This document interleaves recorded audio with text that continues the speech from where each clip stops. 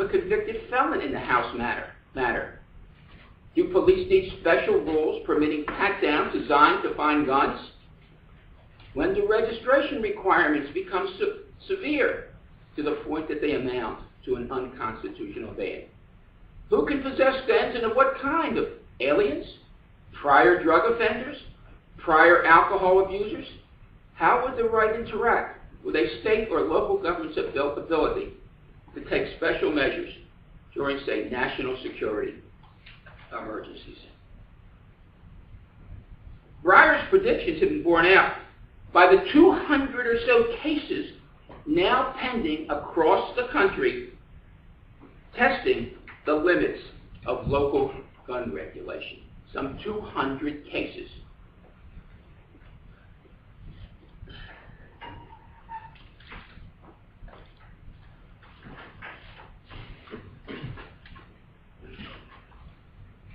I believe Justice Stevens also offers a powerful policy argument for rejecting the McDonald outcome. He says, finally, even apart from the state's long history of firearms regulations and its location at the core of their police powers, this is a quintessential area in which federalism ought to be allowed to flourish without this court's meddling. Whether or not we can assert a plausible constitutional basis for intervening, there are powerful reasons why we should not do so.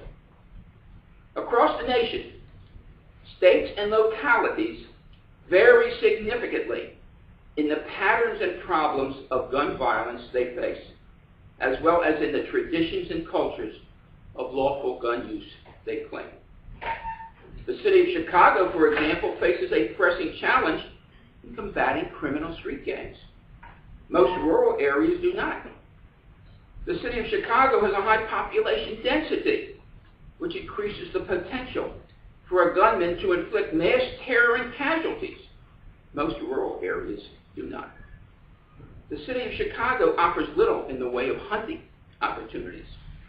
Residents of rural communities are, one presumes, much more likely to stock the dinner table with game they have personally felt. Given that relevant background, conditions diverge so much across jurisdictions, the court ought to pay particular heed to state and local legislatures, their right to experiment.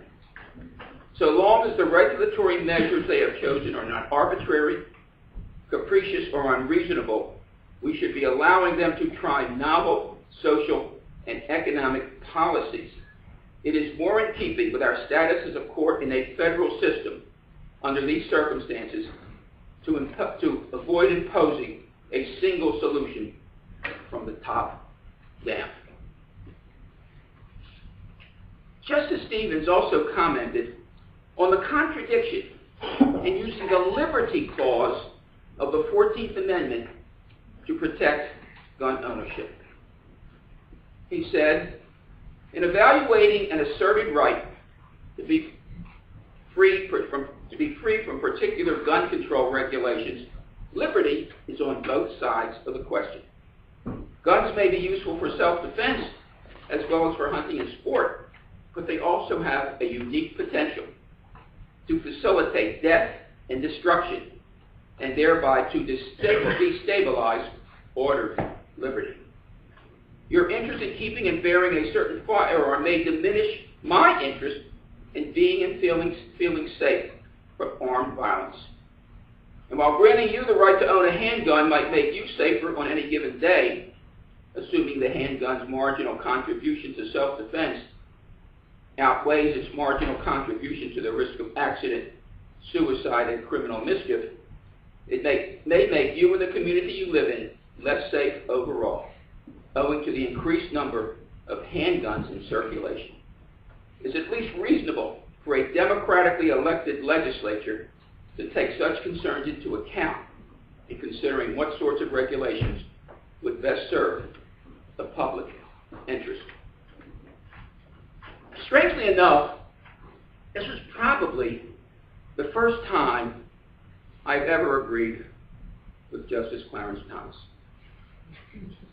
In his concurring opinion Justice Thomas said the right to keep a handgun in the house for self-protection, to keep a handgun in the house for self-protection, was an independent right protected by the Privileges and Immunities Clause of the 14th Amendment, not the Due Process Clause.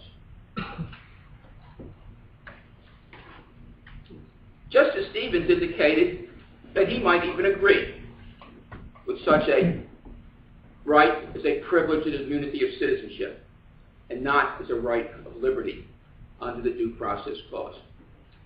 To have so limited the ruling to one of self-protection in the home would also have avoided the myriad lawsuits now challenging all these state and local regulations of this newly discovered Second Amendment right to bear arms, and would have left it clearly within the power of the state to define the scope of the right. But it seems that the conservative guardians of state sovereignty were unwilling to allow the states any such leeway. As I said, Justice Stevens said he could have agreed with Justice Thomas's result, as could I. But a majority apparently preferred to allow Sharon Engel her Second Amendment remedy. Hopefully no one will think they need a Second Amendment remedy against the U.S. Supreme Court.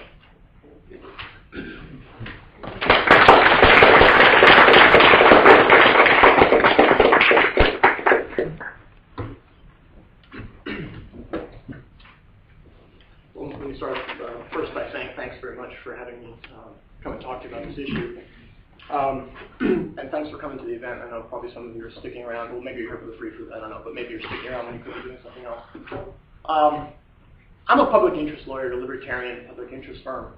I don't litigate gun cases. I did Heller once. It was a one-off for me. It was a hobby case. And I didn't litigate. I was one of the people who came up with the idea to do Heller. I didn't litigate that case as a gun case, and neither did my two co-counsel. We litigated that case as a case about liberty, a case that was about making sure that the Bill of Rights and your freedoms under the Bill of Rights and the rest of the Constitution is interpreted in a way that is cogent, consistent, fair-minded, and that was our objective. I really don't care all that much about guns. To be honest with you, you don't need the Constitution to preserve your access to guns in most of the places in this country. If you're really into guns, by the way, you should move up to Vermont because actually they have no gun laws, and you can go into a bank strapped if you want to. And so if that's your thing, that's where you should be, or Alaska or Arizona. No gun laws. Also, no correlation, by the way, between no one's ever demonstrated any correlation between these how strict the state's gun laws are and the level of violence or gun violence in the state. So, as a public policy issue, it's as far as I'm concerned, meaningless. But very meaningful as a constitutional issue. And let me also just sort of put my other cards on the table. I'm not here to persuade you that the court got it right or wrong in McDonald or Heller. I don't care what you think. And maybe you don't care what I think because you don't know me. But what I do hope is to persuade you that when you approach the Constitution, it's a good idea, so it's a wonderful thing, to be consistent, to be thoughtful, to not make sudden departures from thinking about it one way and suddenly do different things because it's a different right at stake and you'd prefer a different outcome. I hate the 16th Amendment with a passion. That's the one that gave the federal government the power to lay and collect income taxes. I think that was one of the worst things that ever happened to the Constitution. But I'm not going to play games with the 16th Amendment and pretend as if it's not in there. I pay my income taxes every year, resentfully, but I do. And I think that's the obligation we all have. Approach the document not with your own personal preferences or preconceptions, but in a way that is consistent. And when you do that, in my opinion, on the question of gun rights, there's no question whatsoever. Does anybody know which portion of the Constitution you would assert in federal court when challenging a state law that you think violates some right that you have? Anybody? It's the 14th Amendment. It's not the first, if it's free speech. It's not the second, if it's a right to own a gun. And it's not the third, if somebody's putting troops in your house. It's the 14th. The Bill of Rights doesn't apply directly against the states. We've known that since Barron v. Baltimore for over 200 years. If you're ever in court and your opponent spends an entire argument talking about a provision that is not even relevant to the case, you are going to have a good day. And that's what happened here. We didn't hear anything about the 14th Amendment. We didn't hear anything about the history of the 14th Amendment. And there's a reason for that. The history of the 14th Amendment makes absolutely, ineluctably clear that the right to keep and bear arms is among the privileges or immunities that everybody in this room has as a matter of U.S. citizenship. And I'll back that up. The Supreme Court has told us that when we confront a provision in the Constitution, we have a trouble understanding. We ask ourselves, what was the evil at hand for correction? What was going on that caused people to add this provision to the Constitution? What was the evil at hand for correction in 1868? Anybody know a famous historical event that happened right before that? Slavery. After the Civil War, blacks were being disarmed throughout the South. Absolutely, Southern tyranny. So we had this big civil war over the issue of whether you could own a human being. The answer is no. And we put in the 13th Amendment to ratify that in law. And then a bunch of states in the South essentially said, to hell with it. To hell with the Civil War and to hell with you Yankees. We're going to continue doing business as usual in the South. We're going to continue treating people as if we own them. And not only that, but anybody who presumes to stand up for those people, to demand equality, we're going to tyrannize them too.